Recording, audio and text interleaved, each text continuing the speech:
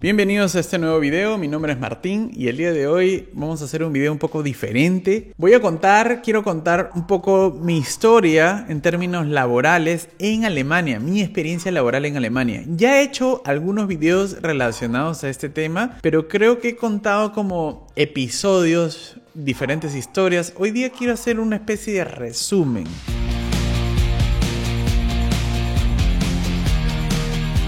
Muchos me preguntan si trabajo, si no trabajo, si he trabajado. Quiero contar un poco cómo ha sido para que ustedes también se puedan dar una idea. Y antes de empezar, quiero agradecer a Skillshare, quien esta vez no está patrocinando este video, no me están pagando por recomendarlos, pero sí lo están haciendo en otros videos y estoy muy agradecido. Y hay muchos que me están preguntando cómo funciona, les explico. Es una plataforma donde hay un montón de cursos, es una especie de Netflix que tiene cursos de todo tipo. Photoshop, de ilustración, de diseño, de cocina, de repostería. También hay cursos de idioma. No es una escuela de idiomas, pero hay cursos de idiomas, de alemán, de inglés, de edición, de la habilidad que quieras aprender. Hola, yo soy Cecilia Cruz, fotógrafa profesional. Estampados. Están en todos lados, en todos los colores, formas y estilo. ¿No sería genial aprender a hacerlos vos mismo? Hola a todos, mi nombre es Silvia Ospina y soy artista, diseñadora gráfica y soy una absoluta apasionada por la creatividad en todas sus formas. Los cursos, algunos están en español, otros están en inglés, pero siempre puedes activar los subtítulos en español.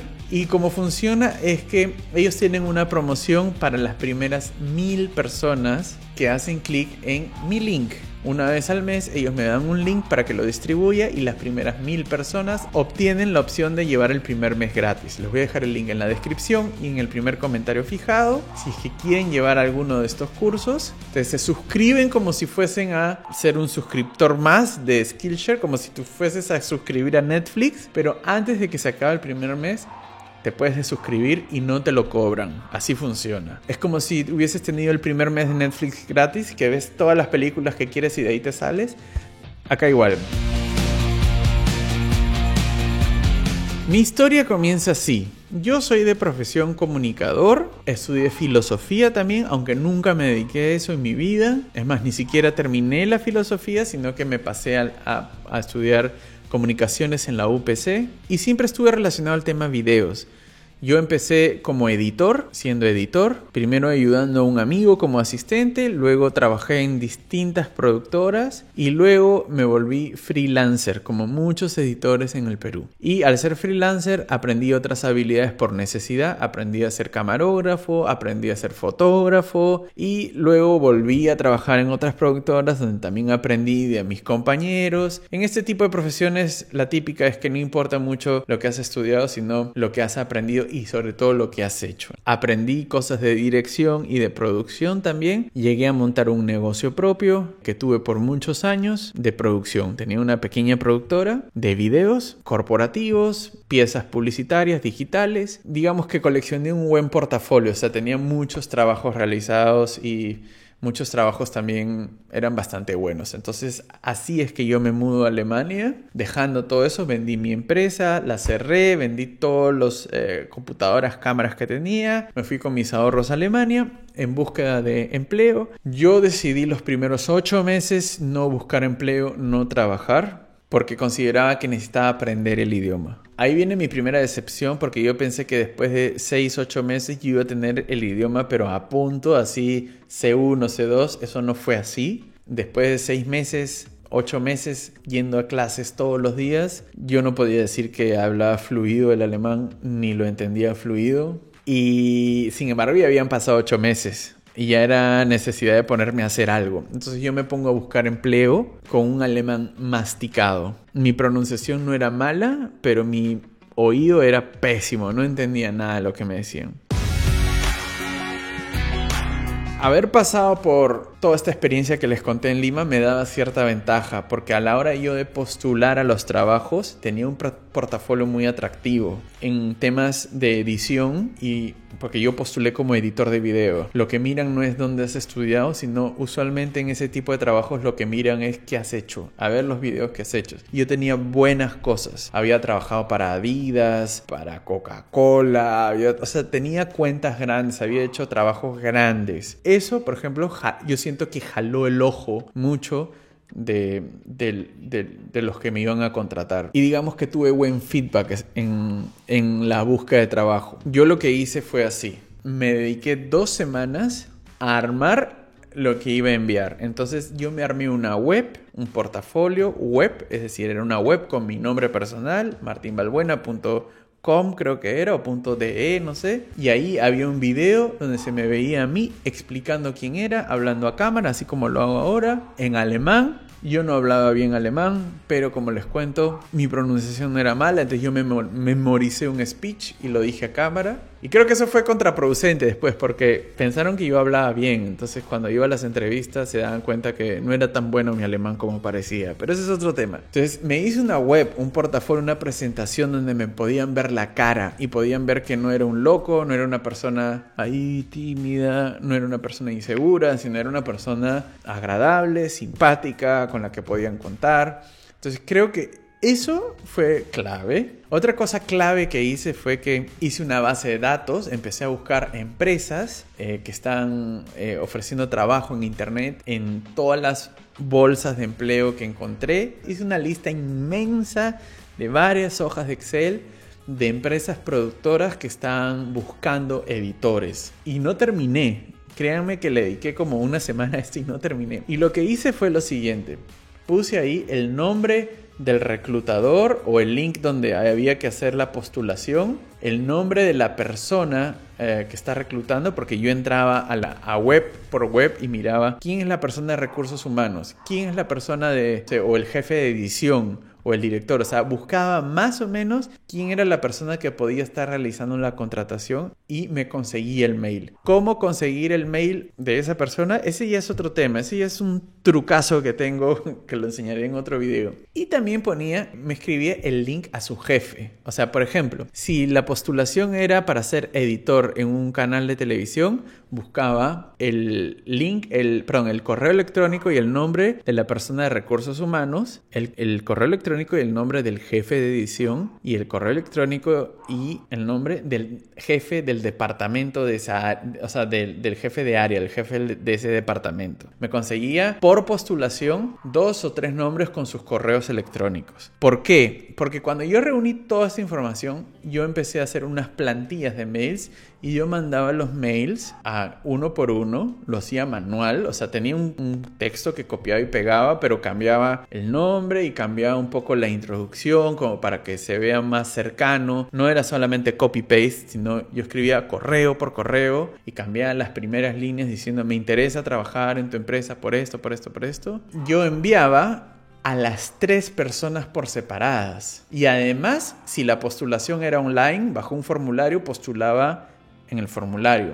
Entonces, ¿qué pasaba? Que en un momento a la persona que estaba haciendo la reclutación o que estaba buscando el personal, le llegaba la postulación oficial, le llegaba reenvíos, porque si yo le mando al jefe, el jefe le va a reenviar ese correo al de abajo, porque va a decir, esto no es para mí, se lo reenvío al de abajo. Se lo reenvían al de abajo y al de abajo también lo había visto, se lo volví a reenviar a otro. Entonces, como que al final todo desemboca, porque empiezan a reenviar los mails, desemboca en la persona que está haciendo la reclutación. Y si te llega un mail del jefe del departamento con un currículum de alguien o un portafolio de alguien, tú lo tomas en cuenta. Es como que, oye, ¿por qué me ha mandado a esta persona? Y le tomas interés. Si solamente postulas en la plataforma online, llenando ese formulario o enviando un correíto, ¿cuántos correos le llegarán al reclutador para el mismo puesto? Decenas, quizás cientos, quizás miles. Entonces yo lo que hacía era le mandaba a los jefes del reclutador. Me hacía el tonto, ¿no? Como decía, estoy buscando a la persona que se encarga de este tema, no sé si tú eres la persona correcta, te envío mi información. Entonces me hacía como el que estaba perdido, como el que está buscando una dirección. Entonces ellos reenviaban el correo al reclutador, o sea, la persona que está debajo, y finalmente eso funcionó, me tomaban en cuenta, sumado a que tenía un buen portafolio y una buena presentación. Entonces, en mi primera experiencia buscando empleo, tuve muy buenos resultados de entrevista.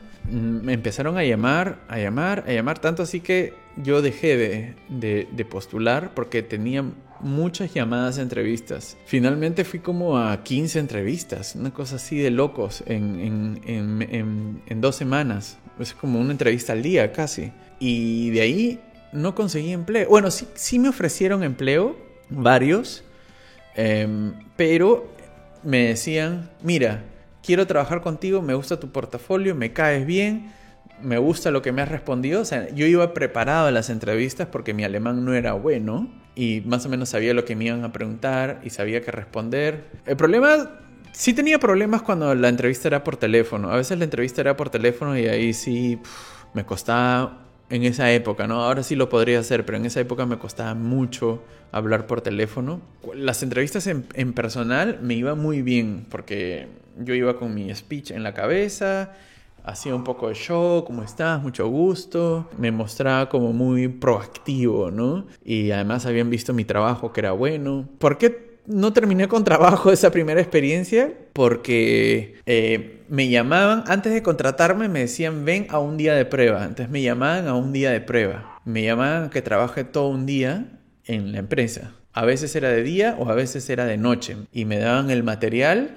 Me acuerdo uno que era una productora de videos que me dieron material que habían grabado sobre un reportaje en un restaurante en Augsburgo. Era horrible porque el problema es que yo no entendía. O sea, yo me ponía los audífonos y no entendía nada de lo que hablaban. Entonces, y peor, si es una persona de Augsburgo que hablan como con un poco de dialecto bávaro, no sé qué dialecto hablan ahí. Yo no entendía suficiente y los demás, porque habían otros candidatos ahí también editando, lo hacían mucho más rápido que yo. No porque sean más capaces, sino porque yo no entendía suficiente, ¿no? Entonces el primer choque que tuve fue que mi nivel de alemán no era suficiente. Ahí sí me frustré bastante, me cansé, no sabía qué hacer. Ya había empezado el canal de YouTube, como que sentí esto no va a funcionar, o no sé qué hacer, o buscaré trabajo de otra cosa, ¿no? Y paralelamente yo tenía un proyecto loco, ¿no? Yo tenía un proyecto de hacer una película, que hasta el día de hoy la tengo. Yo quería hacer un documental, que lo empecé hace varios años. Es un documental basado en material de archivo. Tengo mucho material de archivo reunido, tengo un guión escrito y estuve postulando a varios festivales. Y el tema de la película, que no lo voy a revelar acá, será motivo para otro video, era bastante bueno. Y como proyecto, ese documental pasó por varios festivales. Yo viajé a Santiago de Chile, viajé a Montevideo, viajé a Barcelona y viajé a Ámsterdam con ese proyecto a presentarlo frente a cientos de personas para ver si conseguía socios o auspiciadores. Y en ese proyecto de estar buscando financiación para hacer esta película, empecé a visitar productoras de documentales en Alemania. Y encontré una en Colonia, grande, que hace casi todos los documentales para la WDR, que es un canal de televisión muy grande en el norte de Alemania. Y a ellos les había presentado mi película y les había encantado la idea. Pero finalmente eso nunca funcionó y había quedado en el olvido. Entonces ya habían pasado varios meses de que como que nunca salió, les encantó, pero no sé qué. Y me llamaron después de esta experiencia de trabajo, de no haber podido conseguir trabajo. Me llamaron y me dijeron, hey, queremos hacer tu película, queremos presentársela al WDR y queremos trabajar contigo este proyecto y vamos a financiarlo. El proyecto sería como nuestro, o sea, tú lo tienes que ceder, te vamos a pagar por trabajar juntos en esto, pero sería como una cooperación. Y yo quedé fascinado. Trabajar en algo mío además y con la ayuda de una productora audiovisual de documentales, algo que me apasionan los documentales. Entonces ahí estuve 6 meses yendo casi todos los días a una oficina en Colonia, en una productora audiovisual, editando, y ahí aprendí mucho alemán porque tenía que hablar con los colegas en alemán. Pero a lo que voy es que fíjense que no siempre es el camino que estás pensando, ¿no? Como yo probé varios caminos Yo probé una estrategia súper mega inteligente de cómo conseguir empleo en alemán, pero tenía el problema del idioma y no resultó. Pero sí resultó algo que no estaba esperando, que fue que yo había ido por otra cosa y me llamaron 6 meses después, vente, que vamos a hacerlo juntos. Cuando yo los busqué en inglés. Yo fui y les hablé en inglés. Pero ahora, cuando llegué a trabajar con ellos, todo era en alemán. Ahí empecé a practicar el alemán y a ellos no les importaba mucho que yo no hable muy bien alemán, porque podían comunicarse conmigo en inglés. Y porque yo estaba ahí, no para darles un servicio, sino como para trabajar en conjunto. Y ahí duré 6 meses. Fue una experiencia muy bonita y muy de aprender mucho. No solo alemán, sino de ver cómo hacían ellos las cosas, cómo funciona. Finalmente dejé de trabajar con ellos por 2 razones. Porque a los 6 meses nació mi hija, Filipa. Y bueno, yo quería estar por lo menos 2 meses con ella. No estaba recibiendo lo que recibiría quizás en un trabajo normal, sino un poco menos. Entonces como que ya a los 6 meses me empezó a hacer falta un poco de generar mejores ingresos. Pero sobre todo por otra razón, que ellos presentaron el proyecto en este canal de televisión. Les gustó. Pero me pidieron cambiar prácticamente todo el guión. O sea, me pidieron cambiar buena parte de la historia y yo no estaba dispuesto a eso, porque ya era más o menos renunciar a mi idea de película y aprovecharse un poco de, no sé, de la historia que yo tenía en manos, manipularla un poco. Querían hacerla mucho más comercial. Entonces no me gustó, ¿no? Es como que tú crees una historia, escribas un libro y te digan, oye, está bien, te lo compro, pero para venderlo necesito que cambies todos los personajes y que la historia sea un poco diferente. Entonces es como, no. Entonces era como, tocaron ahí un poco como mi intimidad, de como que no estoy dispuesto a cambiar el guión, ni la propuesta, ni la historia. Es un proyecto muy personal, ¿no? Cuento un poco una historia que tiene que ver conmigo. Entonces ahí dije, no lo quiero hacer. Y ahí un poco como yo tenía 2 meses sin estar yendo a trabajar y había nacido Filipa, quedamos como amigos, pero yo dije, no, más adelante quizás. Y como que nos desvinculamos. Pero después ya empezaron a aparecer otras cosas. Tenía a mi amigo Gustavo, que en paz descanse, que murió. No sé si lo vieron en algunos de mis videos. Y él trabajaba en una ONG africana.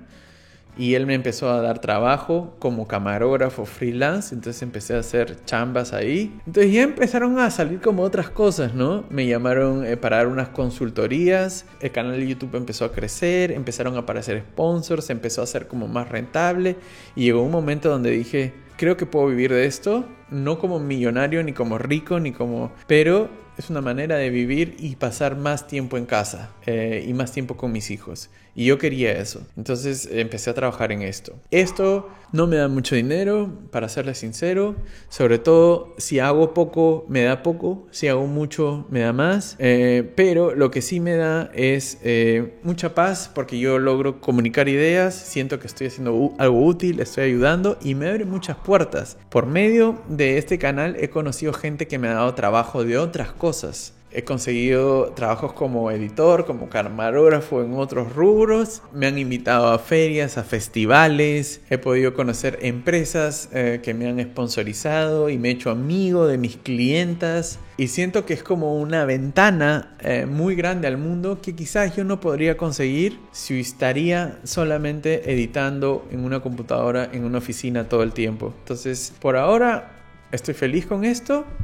El reto del que vengo hablando hace un tiempo es que desde que me nació mi segundo hijo, el tiempo se me apretó muchísimo. Yo le dedico mucho tiempo a ser padre. Estoy mucho tiempo con mis hijos y eso implica sacrificar mis horas de trabajo. No tengo nana, no tengo empleada doméstica ni nada de esas cosas. Entonces, más o menos entre yo y mi esposa hacemos todo. No estoy cerrado a buscar un empleo en el futuro. Puede ser que sí lo haga, me lo estoy planteando, pero puede ser que no también. No lo sé, no es algo que necesito urgente, porque veo que mi presencia en la casa ayuda un montón. Más aún cuando tengo una esposa que sí tiene un trabajo a tiempo completo. Entonces, si tuviésemos los 2 trabajos a tiempo completo, no sé cómo haríamos con los hijos, ¿no? Y esa es más o menos mi experiencia laboral. No sé si ilumina, no sé si tienen preguntas, no sé si les sirve a alguien esta historia. Es una historia interesante, no diría que ni triste ni alegre, simplemente una experiencia. Creo que aprendí muchas cosas. Espero que les haya gustado. Suscríbanse a este canal, revisen el link de Skillshare. Pueden llevar un mes gratis llevando cursos en Skillshare. Y sobre todo, déjame en tus comentarios qué preguntas